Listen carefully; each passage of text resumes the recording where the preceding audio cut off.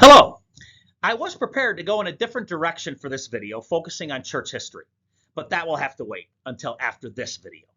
Although I didn't talk specifically about the age of accountability in my last video, it came up in a few of the comments. Well, this topic drives me so crazy that before I lose my mind, I had to discuss it now. It's a very, I think, confusing and I think dangerous topic. When I say it is confusing, it's because there's nothing explicit in the Bible that discusses the age of accountability. So as a result, it's the wild, wild west where just about anything goes in terms of what different churches or denominations believe. And since there's nothing explicit about it in the Bible, it is totally arbitrary and man-made. And most kind of just blow it off. But I believe it has very dangerous eternal salvation implications, which makes it a very important topic to discuss. So, what is the age of accountability? I think the best and most concise definition is the age at which a child can distinguish between right and wrong. Seems pretty obvious. Well, I searched the internet and found some information on what others believe is the right age of accountability, and they're all over the map. Some churches say 8 years old, while others say 12 or 13 or even 20. Most just seem to dance around the subject and not address it directly, probably hoping that no one gives it much thought. Well, I just want to ask those that have had children or work with children or anyone that was under 7 years old yourself, can you honestly say that children under 7 don't know right from wrong? In your experience, do these ages of accountability pass your sniff test? Does anyone honestly believe a 7-year-old doesn't know right from wrong and that they don't know that they shouldn't hit their brother, that they didn't know not to cheat on their test? Seriously? I mean, come on, this is not reasonable. Those that are 7 and really much younger know right from wrong and therefore commit sin. And let's not forget the consequences of sin. To not do what you know is right leads to death. We are not allowed to enter heaven in our sinful condition. Only faith in Jesus can save us. But what if a child sins but doesn't have faith? Are they saved? I found on many sites that those who don't believe in infant baptism will say, oh, but God is a loving and just God, and therefore I believe he will save babies or infants that die without having faith. But that's not what I'm asking. Yes, of course, God is just and loving and merciful, and it makes total sense that he would save those that haven't ever committed sin. But does that mean he excuses those that have personal sin as well? And if he excuses personal sin, then why did Jesus have to die? If your church arbitrarily states that the age of accountability is 10, but another church says 12, does God judge an 11-year-old differently depending on which church they go to? Oh, but it's not that big of a deal, many people say to me. Well, you know what? I totally disagree. And to prove my point, let's get really specific and use some visual aids for how this might look to those who don't believe in infant baptism. For example purposes, let's take children from the age of a baby in the womb up to 2 years of age. We can say that they have the stain of original sin, but no personal sin.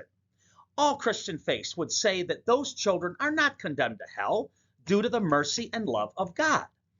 Well, now we start to think about at what age does a child know right from wrong, and therefore have the capability to sin.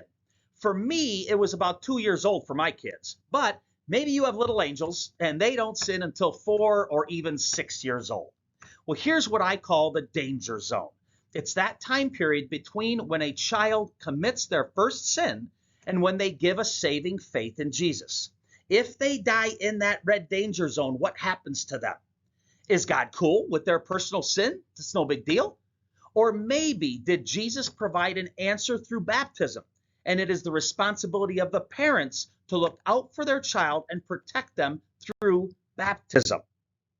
But let's say you don't agree with baptism being regenerative or that it forgives sins or saves.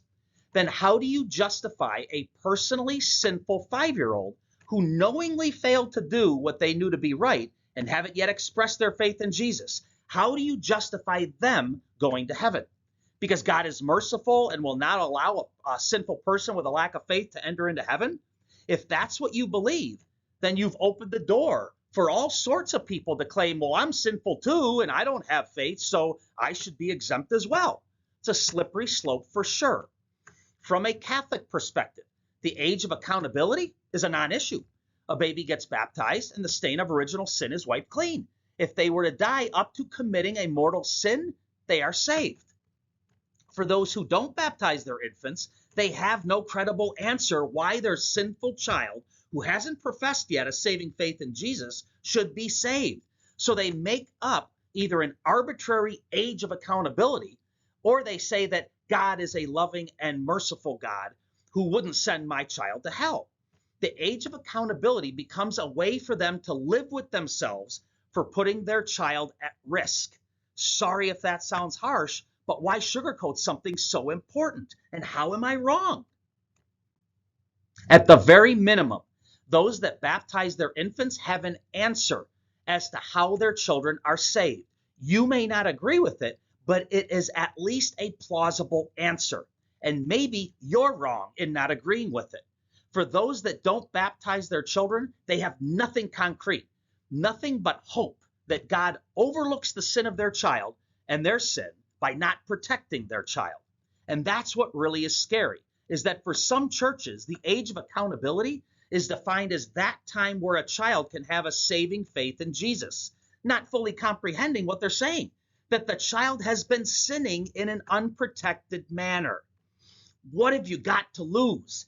If you get your child baptized, worst case is that it is as meaningless as doing nothing.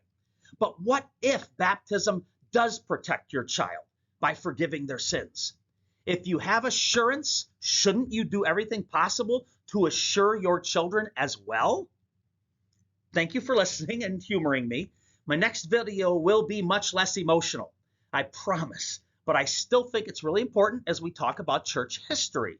I'll see you then, and until that time, may God bless you on your faith journey.